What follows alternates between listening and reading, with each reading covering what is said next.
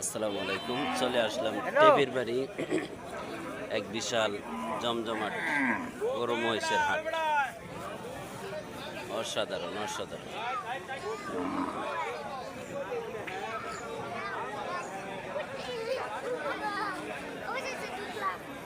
সেরা গরুগুলি আপনাদেরকে দেখাচ্ছি, সেরা।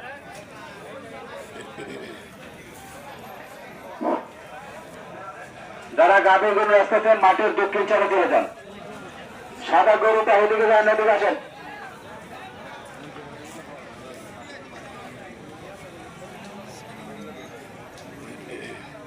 বড় বড় ষাঁড় গরু আছে।